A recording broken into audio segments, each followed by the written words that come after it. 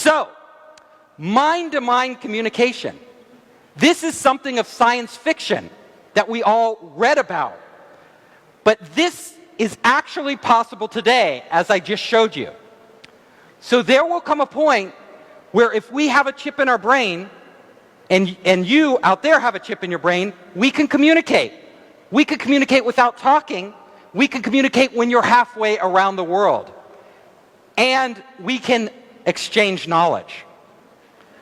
So, if you look at a world where we have these chips that are connected to the internet, all of a sudden, every piece of information on the internet becomes accessible to our minds. Now, when we look back at today and we have to go to Baidu or Google and type it in, that will seem so primitive. Nobody will do that. You will just think, what knowledge do I need? And it will appear there for you to use. But it gets even weirder, stranger. Because we will not only be able to transfer knowledge, but we will be able to transfer memories. Now, so you could have an experience like skydiving, and all of a sudden you could transfer that experience to a friend, and all of a sudden they have experienced what you have experienced. It gets even weirder, because we will be living our lives as our lives. We know our lives and our memories, but you will all of a sudden have access to anybody's life who wants to make it available to you.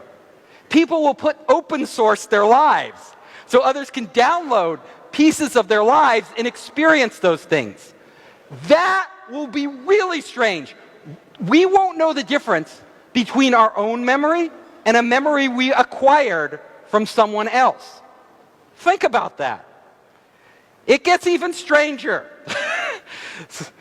So, all of us are here learning at CEIBS, right? Getting EMBAs and MBAs. Well, this will be obsolete because CEIBS will literally be in the cloud.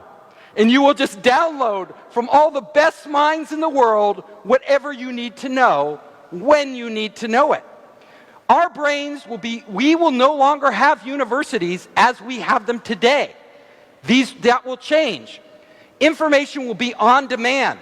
Information will be commoditized. Knowledge will be commoditized. All of us will be smarter, have infinite amounts of storage, and infinite access to information. It will be unheard of. We will no longer be this isolated human being. We will be connected to everything. So, you can imagine not only will we be able to get knowledge, but we can actually have full experiences in our head. So right now we have these clunky VR units that we have to put on.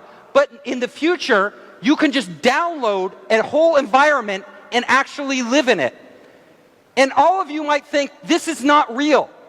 But do you know every night when you dream, those dreams are real. No matter how fantastic your dreams are, they are real. You feel like you're really there. Our brains have that capability already built in.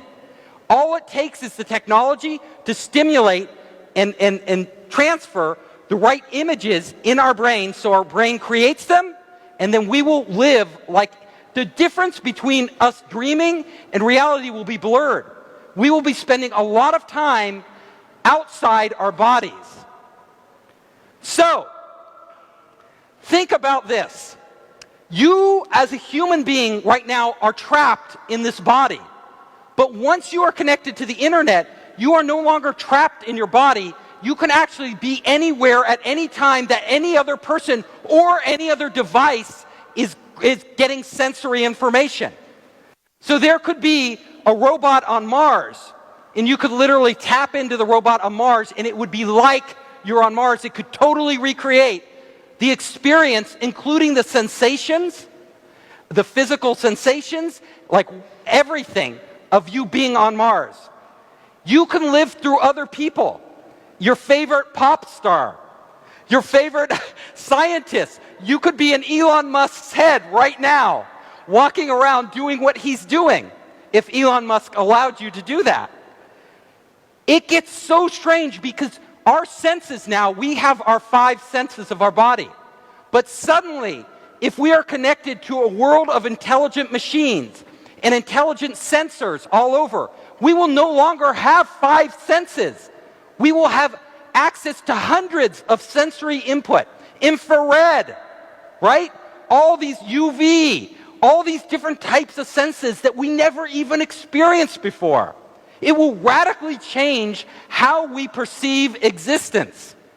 So if you start to go down this path, you see, we won't even be, our life today will be totally alien to us. We will be living in a whole nother reality that is blending information, sensory information, data information, memories, all of this from all around the world in this vast internet. And that will and can happen.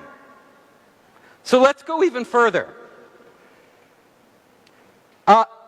Experiencing other lives. So all of us experience things in our life. But now we will be able to have many lives. You can have many lives because you can access other people and other places and live through them.